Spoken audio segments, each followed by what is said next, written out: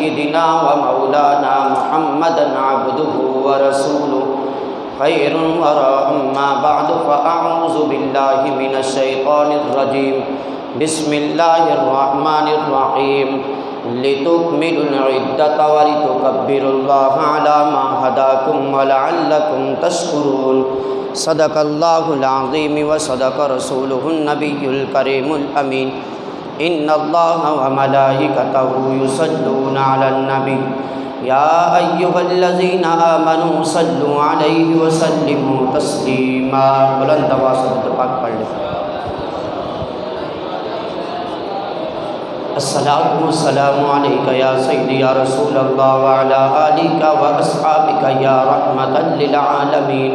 بندہ پروردگارم امت احمد نبی بندہ پروردگارم امت احمد نبی دوست دارم چہر یارم تابع اولاد علی مذہب حنفیہ دارم ملت حضرت علی خاک پائے غوث اعظم زیر سایہ ہر ولی خاک پائے غوث اعظم زیر سایہ ہر ولی میرے معزز سامعین حضرات، واجب الاحترام میرے بزرگوں اور دوستوں، حمد و صلوات کے بعد نبی کریم رؤوف الرحیم تاجدار مدینہ احمد مجتبی جناب محمد مصطفیٰ صلی اللہ علیہ وآلہ وسلم کی بارگاہ میں بے انتہا انگن درود و سلام پیش کرنے کے بعد اس وحدہ لا شریک کا بہت زیادہ شکر ہے جس کے قبضہ قدرت میں ہم سب کی جان ہے۔ ہم سب دعا کرتے ہیں رب کے حضور میں، یا اللہ جب تک ہمارے جسم میں جان ہے اپنا فضل، اپنا کرم، اپنی رحمت، اپنی برکت ہم گناہ گاروں پر ایسے ہی اپنا نازل فرماتا رہے۔ تو عزیزان گرامی، آپ حضرات کے سامنے چند گزارشات پیش کرنی ہے، کیونکہ رمضان المبارک کا مہینہ اپنی منازل کی طرف رواں ہے۔ ایک یا دو دن جو تو دل سے چاہتے ہیں، مسلمان کا ایمان تو یہی ہے کہ 30 روزے ہوں، ایمان والا تو یہ نہیں چاہتا کہ روزے کم ہو جائیں، لیکن بعض ایسے بھی ہوتے ہیں کہ جنہوں نے سارا مہینہ روزے نہیں رکھنے ہوتے، جو گرمی کی وجہ سے جو سمجھ لو کہ پریشان ہو جاتے ہیں کہ یار روزہ اب کیسے رکھوں میں، ان کے لیے یہ بات ہے کہ وہ شاید یہ سمجھتے ہوں کہ یا 29 روزے ہو جائے تو 30 روزے میں جو نبی عید کا مزہ زیادہ آتا ہے۔ تو آج اب حضرات کے سامنے عید کے حوالے سے ایک دو باتیں عرض کروں گا، اور اس کے بعد جو بہت اہم مسئلہ ہے، بہت اہم مسئلہ ہمارے نمازیوں بھائیوں کے درمیان میں، خاص کر کے خواتین کے اندر یہ بہت زیادہ مسئلہ پایا جاتا ہے کہ سال کے بعد رمضان المبارک کا مہینہ آتا ہے اور اس میں جو آخری جمعۃ الوداع ہوتا ہے، آج الحمدللہ جمعۃ الوداع بھی ہے، تو اس میں 4 رکعت یا 2 رکعت نماز نفل پڑھ لو تو ساری 700 سالہ کی جو نبی ساری عمر کی سمجھ لو تو نمازیں جو ہیں وہ قضا پوری ہو جائیں گی۔ آج اس کے بارے میں میں چند گزارشات پیش کروں گا، امید کرتا ہوں انشاءاللہ العزیز اللہ کے فضل و کرم سے ہم سب کو عمل کرنے کی اللہ رب العزت توفیق عطا فرمائے۔ تو عزیزان گرامی، ہمارا حال اور معاشرے کا حال اور لجپال کریم آقا صلی اللہ علیہ وسلم کی سیرت، نبی پاک صلی اللہ علیہ وسلم کی زندگی کا نمونہ، اس کے حوالے سے آپ حضرات کے سامنے رکھنا چاہتا ہوں کہ میرے محبوب کریم صلی اللہ علیہ وسلم نے اپنی زندگی مبارکہ کیسے گزاری، نبی پاک صلی اللہ علیہ وسلم کے صحاب نے پھر آگے کیسے زندگی گزاری، اور لجپال کریم آقا صلی اللہ علیہ وسلم کیا آیا کہ ان نوافل پر ہی اکتفا کرتے رہے، یا میرے صحابہ کرام اسی نوافل پر اکتفا کر کے فرائض کو چھوڑتے رہے، یا صحابی یا تابعی یا تبع تابعین یا ہمارے بزرگوں نے یا پھر ہمارے سلف صالحین نے، یہاں تک کہ جو ہمارے جید علماء جن کا اس بات پر اتفاق اور موقف ہے، کیا وہ یہی چاہتے ہیں؟ آج اس کے بارے میں آپ حضرات کے سامنے چند گزارش پیش کروں گا۔ اس سے پہلے عید المبارک کے حوالے سے ایک حدیث مبارکہ عرض کرتا چلوں۔ میرے تیرے لجپال کریم آقا صلی اللہ علیہ وسلم کا فرمان ہے، میرے محبوب نے ارشاد فرمایا کہ رمضان المبارک کی ہر رات، یعنی افطاری کے وقت سے لے کے صبح سورج کے طلوع ہونے تک اللہ رب العزت کی یعنی کرم اور اللہ رب العزت کی رحمت والی تجلی جو ہے آسمانوں سے زمین تک آ جاتی ہے اور یہی ندا لگاتی ہے کوئی مجھ سے بخشش طلب کرنے والا کہ میں اس کے گناہوں کو بخش دوں، ہے مجھ سے کوئی توبہ طلب کرنے والا کہ میں اس کی توبہ کو قبول فرما لوں، ہے کوئی مجھ سے یعنی رزق مانگنے والا کہ میں اس کا رزق اس کو عطا کر دوں، ہے مجھ سے کوئی دعا مانگنے والا کہ میں اس کی دعا کو قبول کر لوں، ہے مجھ سے کوئی کچھ مانگنے والا کہ میں اس کی ہر آرزو کو پورا کر دوں، یہاں تک کہ میرا رب فرماتا ہے کہ جب افطار کا وقت ہوتا ہے رات کے وقت 60,000 لوگوں کو جہنم سے نکال کے جنت داخل فرما دیتا ہوں۔ تو یہ اللہ رب العزت ہر رات کا یہ معمول رہتا ہے، جب بھی افطاری کا وقت ہوتا ہے 60,000 لوگوں کو جہنم سے نکال کر جنت عطا فرما دیتا ہے، جہنم سے ان کو آزادی مل جاتی ہے۔ اب اگلی بات جو کرنے والا ہوں، کیونکہ آگے عید المبارک کا دن آنے والا ہے، عید الفطر کا دن آنے والا ہے، مزدوروں کو مزدوری ملنے کا دن ہے، اجر ملنے کا دن ہے، بدلہ ملنے کا دن ہے۔ جو پورا مہینہ انسان کماتا رہا، جو پورا مہینہ انسان یعنی بوتا رہا، جو کچھ بھی کیا عید والے دن اس کو اس کا اجر ملنا ہے۔ تو میرے رب کریم نے فرمایا کہ جب عید الفطر کا دن آتا ہے، جب شوال المکرم کی پہلی تاریخ ہوتی ہے، اس وقت پورے مہینے کے جتنے لوگ میں جہنم سے آزاد کرتا ہوں وہ تمام کے تمام لوگ ایک طرف، اور عید الفطر کے دن جتنے لوگوں کو میں نے پورے مہینے میں آزاد کیے ہیں عید الفطر میں اتنے لوگوں کو جو میں آزاد کر دیتا ہوں۔ تو عزیزان کرام یہ کتنی بڑی اعزاز کی بات ہے کہ شاید ہو سکتا ہے کہ میرے محبوب کے ننال پاک کے خاک کے صدقے ہو سکتا ہے کہ میرے رب کریم کا کرم نوازی ہو جائے، ہو سکتا ہے کہ میرے رب کی رحمت ہم گناہگار بندوں پر ہو جائے، کہ شاید ان گناہگار بندوں کے اندر ہمارا گناہگاروں کا نام بھی شامل ہو جائے۔ تو کیوں نہیں پھر ہم لجپال کریم آقا صلی اللہ علیہ وسلم کی سنت مبارکہ پر یعنی عمل کرتے ہوئے اپنی زندگی کو بسر کریں۔ آج ہمارا حال یہ ہے کہ جب رمضان المبارک کا مہینہ آتا ہے تو اس وقت مساجد کے اندر پاؤں رکھنے کی جگہ نہیں ملتی ہے، لیکن جیسے جیسے رمضان المبارک کا مہینہ یعنی ہم سے دور ہونا شروع ہوتا ہے تو ویسے ویسے لوگ بھی نمازیوں کی تعداد میں کم پڑنی ہو جاتی ہے، لوگ بھی نماز سے دور ہونا شروع ہو جاتے ہیں۔ عزیزان گرامی میرے تو تیرے لجپال کریم آقا صلی اللہ علیہ وسلم کا فرمان علی شان ہے، امام بیکی نے اس حدیث کو نقل فرمایا ہے، میرے محبوب نے ارشاد فرمایا کہ اللہ رب العزت اپنے پیاروں فرشتوں میں ان بندوں کا ذکر فرماتا ہے اور فرماتا ہے کہ اے میرے پیارے فرشتوں، جس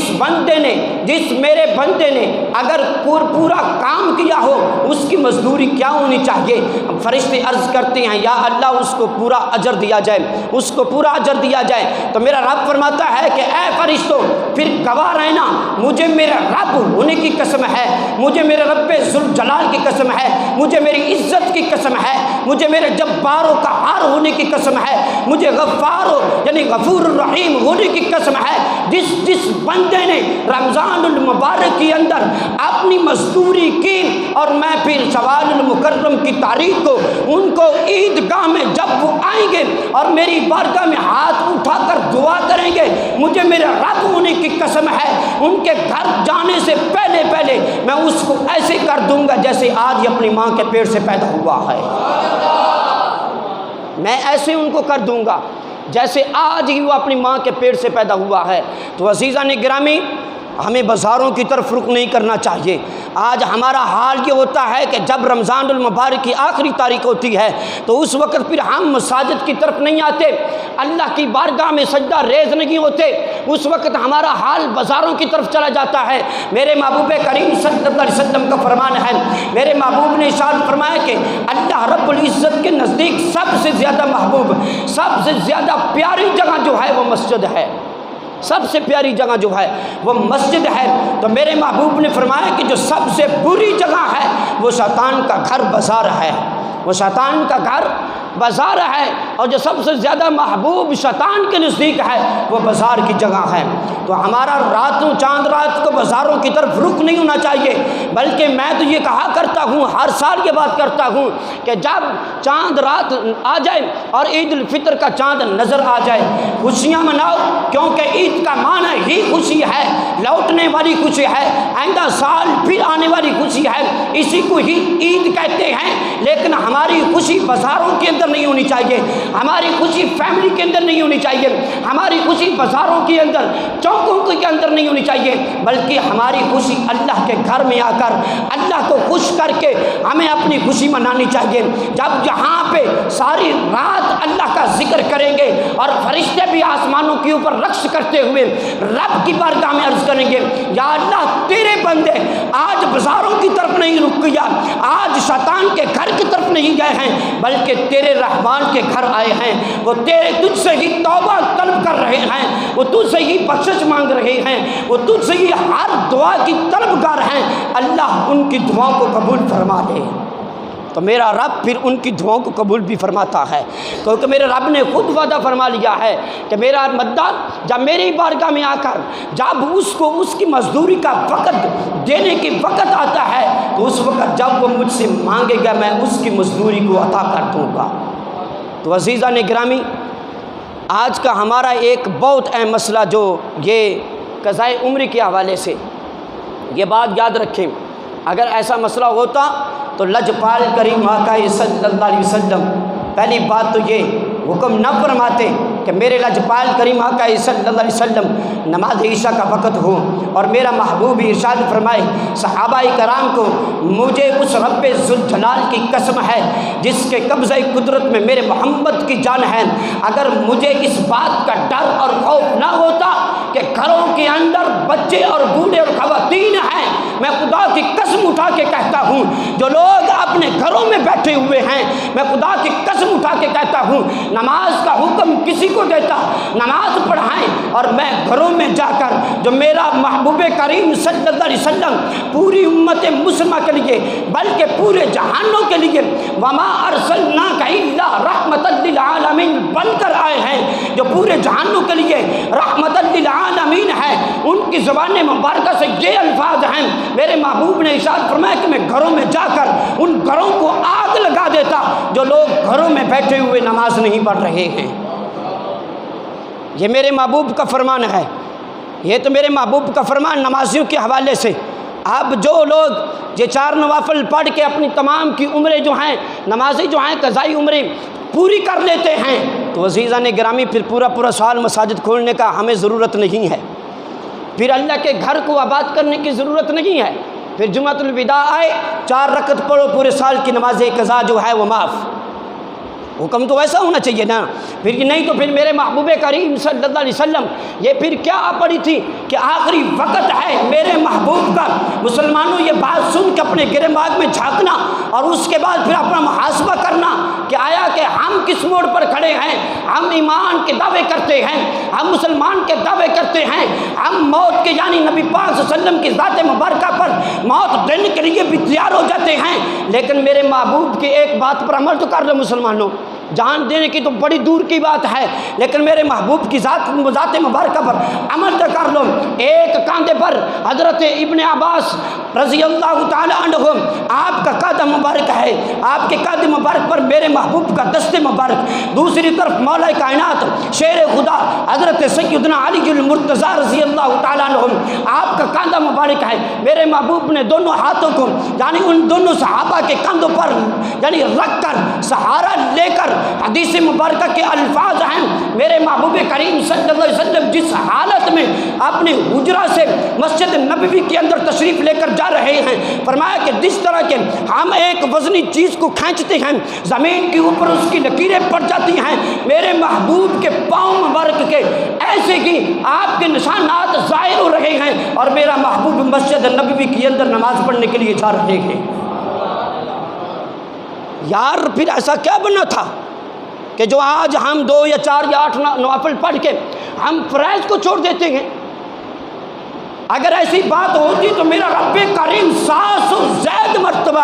قرآن کے اندر نماز کا حکم ارشاد نہ فرماتا۔ 700 سے زائد مرتبہ میرے رب نے نماز کا حکم قرآن کے اندر ارشاد فرمایا، بار بار ارشاد فرمایا، وَأَقِیمُوا الصَّلَاةَ وَأَقِیمُوا الصَّلَاةَ، ہر جگہ پر ارشاد فرمایا۔ میرے رب نے فرمایا کہ نماز قائم کرو، نماز پڑھو۔ 5 نمازیں ہیں۔ بنی اسرائیل کی قوم پر 2 نمازیں فرض ہوئی تھی، امام مسلم نے اس کی بڑی وضاحت فرمائی ہے، اور لیکن اس قوم پر 2 نمازیں بھی بھاری پڑ گئی تھیں۔ لیکن جب میرے محبوب کو 50 نمازیں ملی تو حضرت موسیٰ علیہ السلام بول اٹھے، فرمایا کہ محبوبہ ہماری قوم پر 2 نمازیں فرض ہوئی، نہیں پڑھ سکی، لیکن یہ 50 نمازیں آپ کی امت کیسے پڑھے گی؟ بار بار آنا جانا ہوا، آخر کر 5 نمازیں رہ گئیں۔ لیکن جب 5 نمازیں رہیں تو اس وقت بھی حضرت موسیٰ علیہ السلام بولے، فرمایا کہ مجھے لگتا ہے آپ کی امت کی اس 5 نمازوں کے اوپر بھی پورا نہیں اترے گی۔ آج ہمارا حال یہی ہے، یہی ہمارا حال ہے کہ ہم کس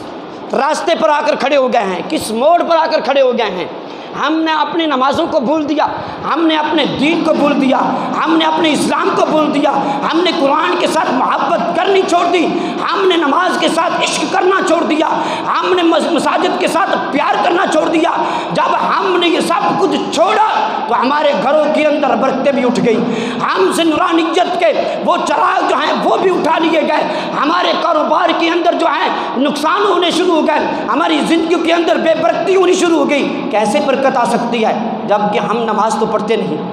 نماز انسان کو بے حیائی سے روکتی ہے، برے کاموں سے روکتی ہے، نماز انسان کے رزق میں فراوانی لاتی ہے۔ انسان جب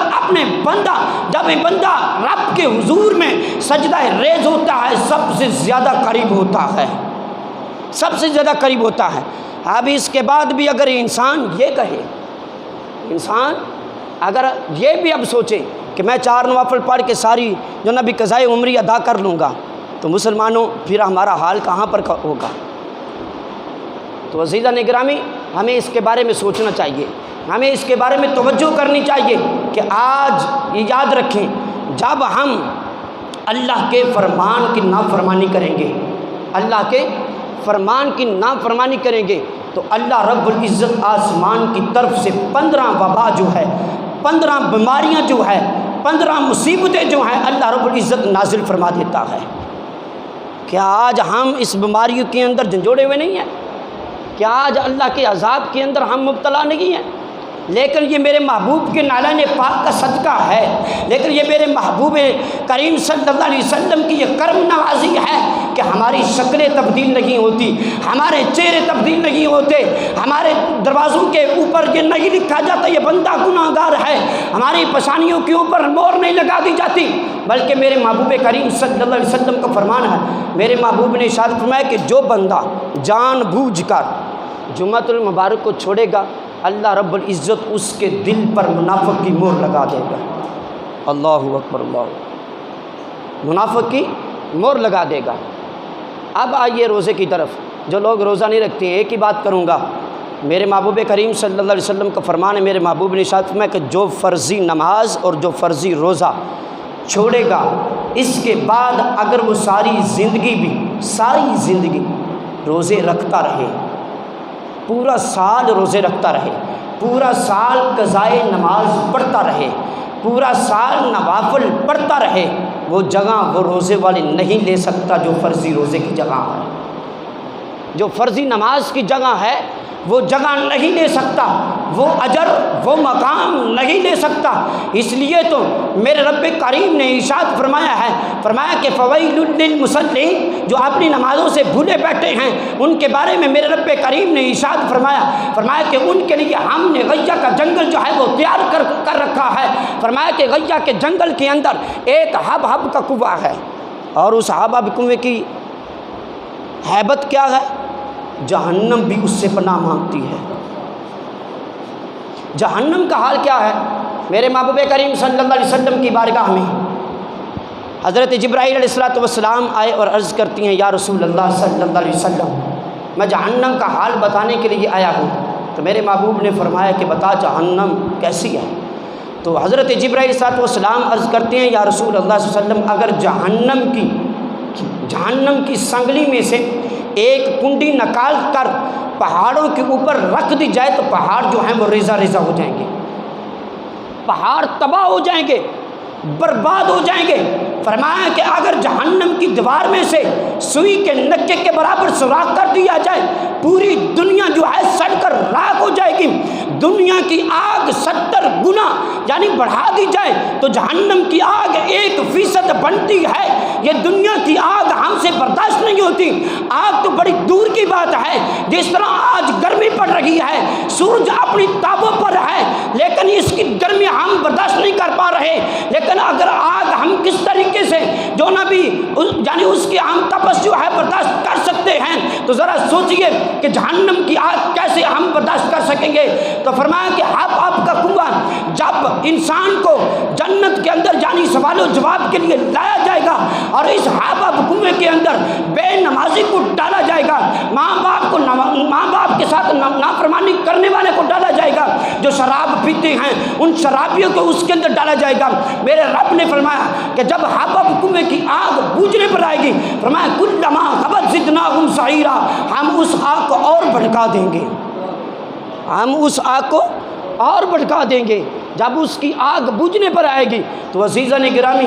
اس جہنم کی آگ سے بچنا چاہتے ہیں تو پھر آ جائیے اللہ کی بارگاہ کی طرف، اللہ کے فرمان کو مان لیجئے، اللہ کے احکامات کو مان لیجئے، تو پھر اپنی زندگی کے اندر دیکھا جائے اللہ رب العزت کی رحمت سے تمہاری زندگی میں بھی رونقیں لگ جائیں گی۔ تمہاری زندگی کے اندر تو کیا قبر کے اندر بھی تمہارے لیے چراغ بن جائے گی، قبر کے اندر تو کیا محشر کے دن بھی نماز تمہارے لیے سہارا بن جائے گی۔ قرآن ایک چراغ کی صورت میں تمہارے لیے گواہی دینے کے لیے تیار ہو جائے گا۔ قرآن کے ساتھ محبت کرے، قرآن کے ساتھ پیار کرے۔ جو آج ہم نے قرآن کو چھوڑا، جو آج ہم نے اسلام کو چھوڑا، جو آج ہم نے دین کو چھوڑا، ہمارے لیے وبائیں بھی آنی شروع ہو گئی، ہمارے لیے مصیبتیں بھی ٹوٹ پڑی، ہمارے گھروں سے برکتیں بھی اٹھ گئی، ہماری اولاد جو ہے نافرمان ہو گئی۔ ہم ہر ٹھوکر پہ ہر جگہ پر ٹھوکریں کھا رہے ہیں، اس لیے کہ ہم نے اسلام کو چھوڑا ہے، ہم نے دین کو چھوڑا ہے، ہم نے قرآن کو چھوڑا ہے، ہم نے محبوب کی حدیث کو چھوڑا ہے، ہم نے اپنے محبوب کی سنت کو چھوڑا ہے۔ اگر اپنے گھروں کے اندر برکتیں چاہتے ہو تو میرے محبوب کی سنت پر عمل کر لو۔ اگر اپنے گھروں کے اندر، اپنے کاروبار کے اندر، زمین پر بھی اور قبر کے اندر بھی، معاشر کے اندر بھی سرخ روح ہونا چاہتے ہو تو پھر میرے محبوب کی سنت پر عمل کر لو، اور اللہ کے فضل و کرم سے دنیا کے اندر تو کیا قبر اور محشر بھی ہمارا ساتھ میرا محبوب ہوگا۔ تو عزیزان گرامی آج یہ بات سوچنے والی ہے، یہ بات کرنے کا مقصد صرف یہ ہے کہ رمضان المبارک کے آخری لمحات ہیں، یہ بہت کرما والا مہینہ ہے، بہت پیارا، بہت برکتاں والا مہینہ ہے۔ اس کا ہر لمحہ، ہر گھڑی اللہ کی رحمت سے گزرتا ہے، ہر سانس انسان کا نکلا ہوا اللہ کی رحمت کے سائے میں گزرتا ہے۔ تو عزیزان گرامی ہمیں یہ وقت ضائع نہیں کرنا چاہیے۔ چاند رات کو بلکہ حال ایسا ہونا چاہیے کہ جس طرح آج جمعۃ الوداع کے موقع پر لوگوں کا یعنی اتنا زیادہ ہجوم ہوگا، اتنا زیادہ رش ہوگا کہ پاؤں رکھنے کی جگہ نہیں ملے گی، ایسا ہی پتہ چلنا چاہیے کہ عید الفطر کی ظہر کے نماز کے وقت بھی نمازیوں کے لیے مسجدیں جو ہیں وہ یعنی کم پڑ گئی ہیں، نمازی جو ہیں وہ زیادہ پڑ گئے ہیں۔ ہمارا حال ایسا ہونا چاہیے۔ اور یہ یاد رکھیں، آخر میں یہ بات عرض کرتا چلوں، عید الفطر کے دن جب عید الفطر کا دن آئے گا، جو سنت مبارکہ ہے میرے محبوب کریم صلی اللہ علیہ وسلم کی جو سنت مبارکہ ہے، فجر کی نماز اپنے محلے کی مسجد میں ادا کرو، فجر کی نماز اپنے محلے کی مسجد میں ادا کرو۔ اور لجپال کریم آقا صلی اللہ علیہ وسلم کا فرمان ہے، حضرت امی عائشہ صدیقہ رضی اللہ تعالی عنہا آپ نقل فرماتی ہیں کہ جب میرے محبوب عیدگاہ کی طرف جاتے تو کچھ نہ کچھ کھا کر جاتے۔ بہتر یہ ہے کہ کھجور جو ہے آپ لوگ جو تناول فرما کے ہیں، کیونکہ نبی پاک صلی اللہ علیہ وسلم کی سنت مبارکہ ہے، کچھ نہ کچھ کھا کر عیدگاہ کی طرف آئیں، ایک راستے سے آئے ہیں دوسرے راستے کی طرف جائیں، آہستہ آہستہ تکبیرات پڑھتے ہیں، اور جو نبی نئے کپڑے پہنیں، نئے دھلے ہوئے کپڑے پہنیں، خوشبو لگا کر آئیں، اور جو نبی ایک دوسرے کے ساتھ سلام کریں، جب عیدگاہ کے بعد ایک دوسرے کے ساتھ گلے کے ساتھ ملیں۔ کرونا نہیں آئے گا انشاءاللہ، کرونا نہیں آئے گا،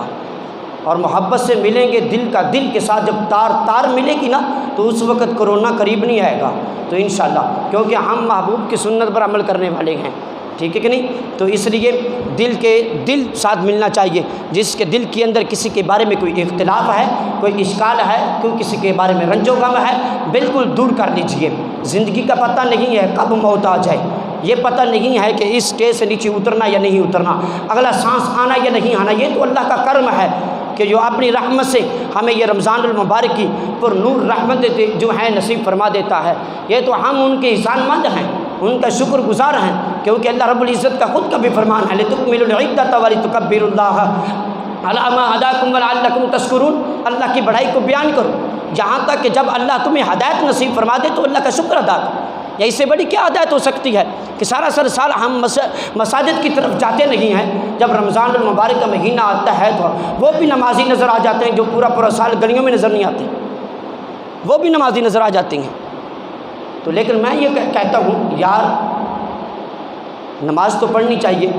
لیکن بحیثیت ایک امام ہونے کے اور کچھ نہیں تو زیارت ہی کروانے کے لیے آ جا کریں، پتہ چلے کہ یار میرے محلے میں یہ بھی نمازی رہتا ہے، ٹھیک ہے؟ نماز پڑھنے کے لیے آیا کریں، تعلق رکھیں، علماء کے ساتھ تعلق رکھیں، ان لوگوں کے ساتھ تعلق رکھیں جن کے پاس تمہیں کچھ اچھا علم ملتا ہے، کچھ اچھی رہنمائی ملتی ہے، ان کے ساتھ تعلق رکھیں۔ اللہ رب العزت اپنی پاک بارگاہ میں ہماری حاضری کو قبول و منظور فرمائے۔ اللہ رب العزت ہم سب کو عمل کرنے کی توفیق عطا فرمائے۔ خطیب صاحب انشاءاللہ آئیں گے،